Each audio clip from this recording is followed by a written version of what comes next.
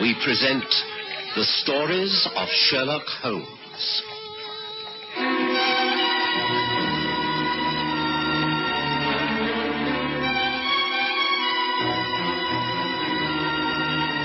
The Beaumont Affair.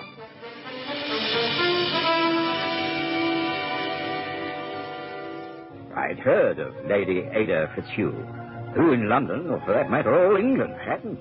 She was a famous beauty, had married into the peerage, and from that moment on become the model of autocratic behavior. Upright and self-disciplined, she had maintained the admiration of all when, after her husband died doing his duty in India, she had settled down to show society a standard that few could live up to. Her famous house in Mayfair and her country seat at Beaumont in Cumberland were well known. Few people were invited to them. When they were honoured guests. Good morning, milady. You are very welcome. May I introduce you to Dr. Watson, my friend and colleague for many years? How do you do, Doctor? Yes, of course I've heard of you. Where may I sit? Any way you wish. This chair is reasonably comfortable. Oh, thank you. Mr. Holmes, I shall not bandy words with you. We are both too intelligent. I shall come straight to the point.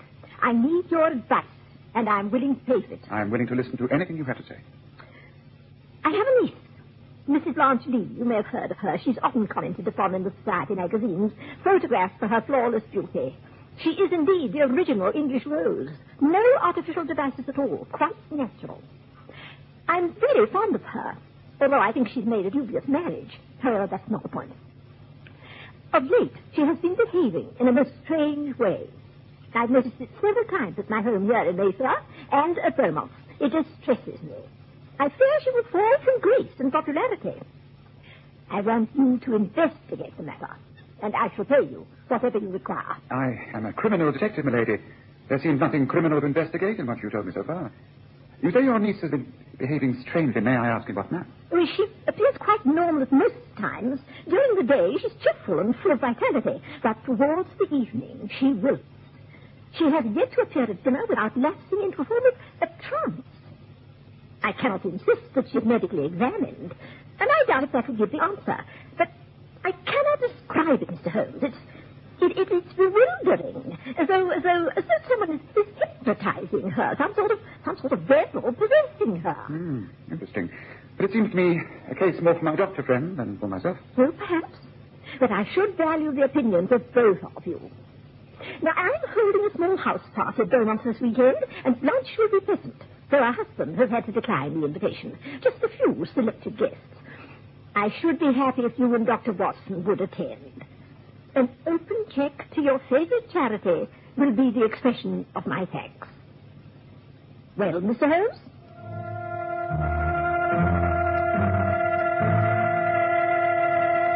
I'm sure that had I not been present, Holmes would have rejected Lady Ada's invitation.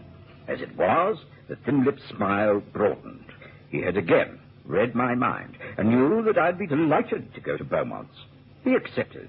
Lady Ada advised the time of arrival and departed graciously. Perhaps a weekend out of London would not be a bad idea, Watson. An invitation to Beaumont's is an incredible opportunity, Holmes, and it should be most interesting. I wonder. I think Lady Ada knows far more than she's telling us.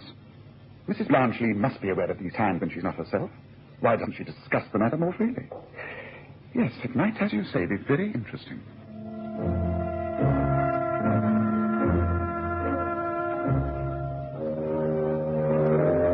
All preparations were made. We caught the northbound train on Friday morning and arrived at Beaumont in the late afternoon. Lady Ada had sent a carriage to the station, and after being shown our rooms, we went down to the great hall where tea was being served, and where we were introduced to the other guests. Mr. Roland Dean. Hello. Count Carl Minchner. This is Mr. Sherlock Holmes and Dr. John Watson. How do you do? And here is my niece, Blanche Lee. It is indeed an honor to meet one so famous as yourself, Mr. Holmes. My husband has worked with your brother Michael. So I believe. It's a pleasure to meet you, Mrs. Lee. Oh, please. Call me Blanche. I'm sure we can all be on first name terms for the next few days. Oh, what a delightful company you have assembled, Aunt. Tell me, Count, have you brought das Lustspiel with you? Yeah, he's up in my room. My lady knows that I never travel without him. Oh, I can't help it. He will pine away. Simply die if I leave him behind. Oh, you really must meet das Lustspiel, Mr. Holmes. He is the Count's favorite pirate. Is he very old, the Count? They say nearly 100 years. No one can tell. Not even das Schlussspiel himself knows. Have you asked him? Well, I have many times. And what does he say? Oh, he says, too old, too old, too old. Well, if everyone has taken tea, then perhaps you'd like to be shown over the estate. Oh, yeah. After that, we shall go our own ways until dinner. And that is at 8 o'clock sharp. So come.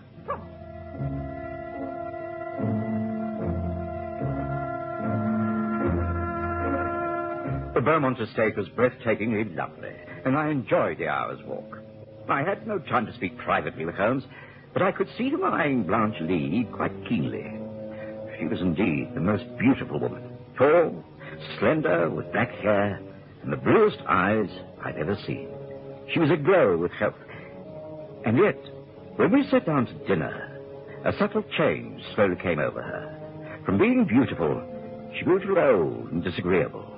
Her dazzling smile vanished, and when she answered a question, her lips drew back in what was almost a snarl. Everyone noticed as the meal went on. Would anyone care to ride tomorrow? Oh, I would, Lady Ada. I always enjoy taking the horses out early. Count, what do you say? Oh, my horse riding days are over, I'm afraid. What of you, Blanche? We've ridden out early before. Come with me. No. We needn't go early. Any time you like. I said no, and I mean no. But, excuse me. Blanche! Blanche! Are you all right? Blanche, my dear! Right, just leave me alone. Leave me alone. We were all horrified. Of course, the rest of the meal was a fiasco. Lady Ada did her best to set us at ease, but we were glad when it was over. Blanche had locked herself in her room, and there was no chance of me examining her. I hurriedly consulted Holmes. What do you think, Holmes? What caused that sudden transformation? I don't know. As a medical man, what do you say yourself, Watson? I hardly like to suggest it, but I can only think that the lady takes drugs. Here's my own impression. But have you known any drug have that effect? No, but there could well be one. You know, I'm a general practitioner, Holmes. I'm not a specialist on drugs. What can we do? Well, nothing for tonight. Tomorrow after breakfast, I'll speak to Lady Ada. The first opportunity, I shall need to search Blanche Lee's room and all her personal effects. There must be something there that will tell me what I want to know. With that, Holmes retired. I didn't know how well he slept, but I had a very troubled night. I simply could not forget the scene at the dinner table. In the morning, very reluctantly, Lady Ada agreed to Holmes' plan. Blanche had risen quite early. She appeared to be quite her old self and had gone off riding with Roland Dean. Lady Ada showed us to Blanche's room. This is Blanche's room. I don't like to do this. It's wrong to search another person's belongings. I believe in this case it is justified. Tell me, who has the rooms either side of this one? Roland Dean has the one on the left, and Count Minchner the one on the other side. Count Carl Minchner and his parrot. Yes. Yes, there's no connecting doors and no common veranda. So much for the geography. Now to the examination. I must ask you, Lady Ada, to let me proceed upon my own. Do not touch anything. Watson knows my methods. Just leave all this to me. I'd seen Holmes search a room and its personal effects many times, but I'd never known him be more thorough. Every article of clothing, every item on the dressing table, including jewelry, was subjected to close scrutiny through his powerful magnifying glass. Eventually, he rose, appearing more satisfied. Well, I think that's all I can do at the moment. You will see that this investigation remains secret, will you not, my lady? Oh, of course. For my own sake as much as yours. Have you found out anything that will help us, Mr. Holmes? Perhaps. Will you excuse us now, my lady? Come, Watson, I need a walk in the garden. And there we shall try a small experiment. An experiment that could well solve this whole mystery. And may I lead the way? Sherlock Holmes led the way out of the house and into its grounds. He paced the lawns thoughtfully, occasionally looking up at the room he'd just been searching. Then he chose a small summer house by the lake and motioned me to sit near him. Sit down, Watson. Sit down. Well, Holmes, what's this experiment you wish to carry out? What am I to do? You are merely to stay here with me, Watson. Stay by my side, and whatever happens during the next few minutes, do not call to aid. Keep silent and watch over me. Remember, do not let anyone witness this or know of it. Just stay with me. Note down everything, and wait until I give you permission to walk back into the house. Do you understand and promise me this? Yes, of course. Very well. With that, Holmes began rubbing his hands together, and then smoothing his lips, moistening them with his tongue, and breathing quite heavily. Slowly, a change came over him. His eyes lost their usual keenness. His jaw sagged forward. His whole complexion changed. It was exactly as Blanche Lee had acted at dinner the night before. I couldn't believe my eyes. Holmes, you all right? Yes, of course, I'm all right. But you look different. You sound different. Now what's happened to you? Quiet. Mind your own business. Holmes, this is dreadful. You look like I'm possessed. I can't just sit here and watch this happen. Look, I'm going to help. Someone must be told. No, all right, no. Do you understand? Didn't you promise me, you fool? But what has happened? Surely you can tell me. Let me help you as a doctor. I should know. Will you not be patient?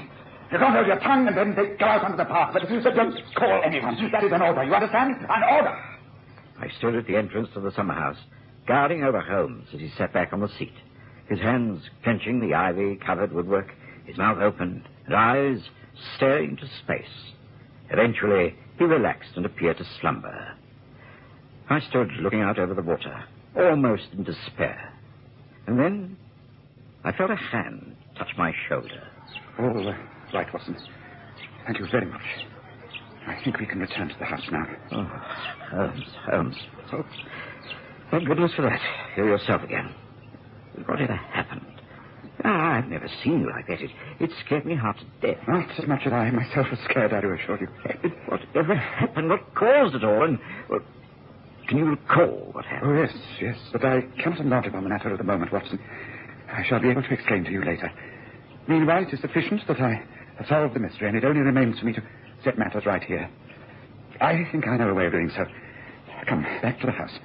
And not a word of this to a soul. Yes, of course.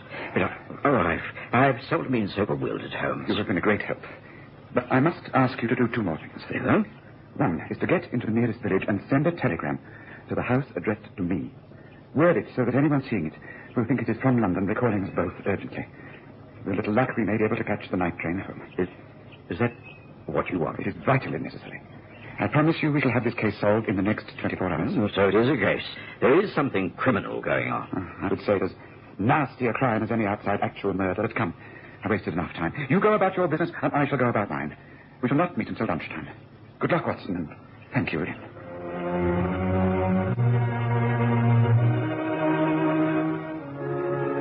I did as Holmes requested. I found a post office in a nearby village and managed to make sure a telegram would get to Beaumont's that afternoon.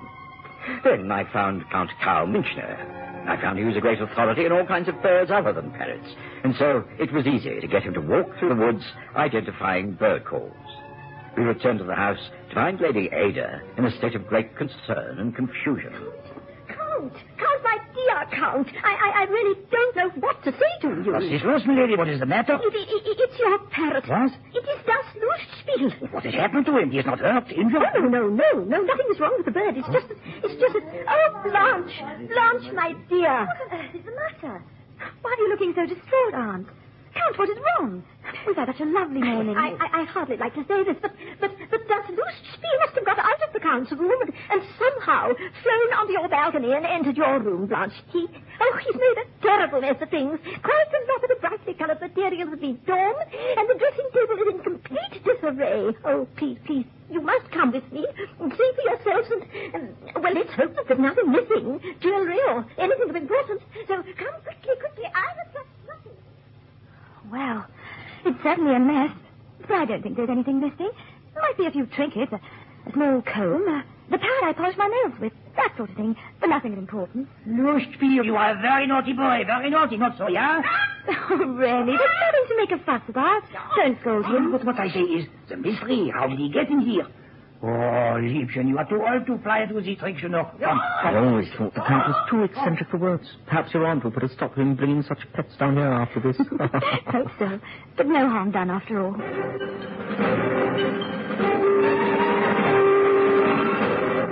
In the afternoon, the telegram arrived for Holmes, and he made a great display of regret at having to leave Beaumont's by the evening train. Lady Ada was clearly upset, but Holmes reassured her that there would be no more trouble, and her niece would never suffer the attacks of personality change again. With that, we departed. Holmes said nothing on the journey back to London. He slept most of the way. But once there, he hailed a hansom cab, and much to my surprise, gave an address in St. John's Wood. But, Holmes, I can't understand this. What is it all about? Now, look, I've done my best to be patient, but I refuse to be treated like a child. I will accompany you no further without an explanation. We're going to the home of Mr. Matthew Lee, Watson. I'm sorry that I've had to inflict so much upon you. It has sorely tried your patience, but all will be revealed to you once we talk to Blanche-Lee's husband. I know it's very late, but on the other hand, we're sure of finding him at home. It's quite essential that we talk before his wife gets in touch with him. This is the street. It would not be long now. I controlled my annoyance. I was too intrigued to desert Holmes at this stage. It took quite some time to get a reply to our continual knocking, but eventually a disheveled butler was persuaded to show us into Matthew Lee's library. And there, some 10 minutes later, the irate gentleman himself entered. Now, look here, what is this? What the devil do you mean by knocking me up at this time of the night? You are Mr. Sherlock Holmes, are you not? Yes, I know your brother. Could never imagine him acting in this disgraceful manner. On the contrary, Mycroft is far more ruthless than I am when it comes to criminal matters. Criminal matters? What do you mean, criminal matters? What are you talking about? Dr. Watson and I have just returned from a visit to Beaumont's, where your wife is spending the week as a guest of her aunt's. This, of course, you well know. Well, of course I do. Well, what's wrong? Something happened to Blanche? No, that's no thanks to you. Why did you do it, Lee? Why did you try to discredit your wife in the eyes of her aunt and any guests she may have invited her to dine with? I don't know what you're talking about. No? Then perhaps this will remind you. Here. It's a small, round, jeweled container, rather like a locket. It opens so. And inside, we find, what? A paste of some kind. It is your wife's. Do you know what she uses it for? I think it's something she polishes her fingernails with, isn't it? That's the excuse she may have made at one time, but your wife is famed for her natural beauty, isn't she? She does not wave her hair or cream her face or even powder her nose. The Rose of England is quite natural. That is part of her beauty, and one of the reasons why most young men fall in love with her. Oh, yes. You're wildly jealous of Blanche, aren't you? She's something of a flirt, I can tell now. She completely bewitched that young Roland Dean, although he was rather put off when she acted so strangely at dinner last night. She appeared to be another person, a rather repulsive, rude, and ugly person. I can't be blamed for my wife's peculiarities. Oh, but you can. You know that for years now, the only type of beauty aid that Blanche has used is a lip salve. In the evenings, after dressing for dinner, she would gently smear a little of this ointment across her lips. It gave them a rosy glow and prevented them from feeling trapped and coarse. But you have often tampered with that lip salve, have you not? If this ointment were to be analyzed, the pharmacist would find it contains a rare alkaloid substance known as pyroxene. Large doses of it would induce fits, strokes, and even madness in human beings. Small doses cause irrationality, loss of memory, flashes of ungovernable temper, I know. I tested it out myself this morning. Watson will tell you that it changed me completely and for the worst. It is a foul thing that you've been doing to your wife. I judge it to be a criminal thing. I know. I admit it now. I must have been mad to have thought it out. I wanted to put an end to her incessant flirting and carrying on. I thought if she could appear to be discredited in social circles because of her infamous behavior, it would make her turn back to me. I wanted her to appear repentant, so that I alone could enjoy her attractiveness. I admitted that now. I'm ashamed of myself.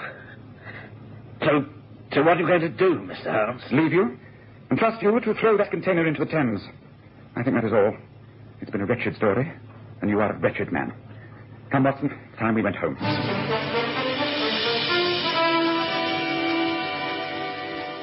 Holmes and I returned to the waiting hansom, and as we clattered our way back to Baker Street, I asked Holmes how he came to clear the affair up so quickly.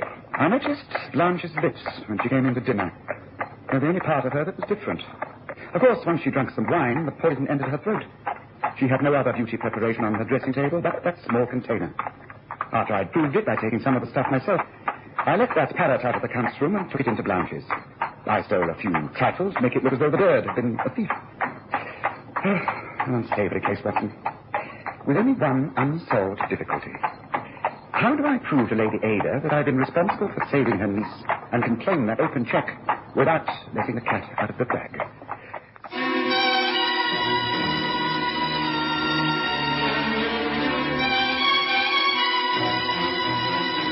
Listen again next Sunday to The Stories of Sherlock Holmes with Graham Armitage's Holmes and Kerry Jordan as Dr. Watson.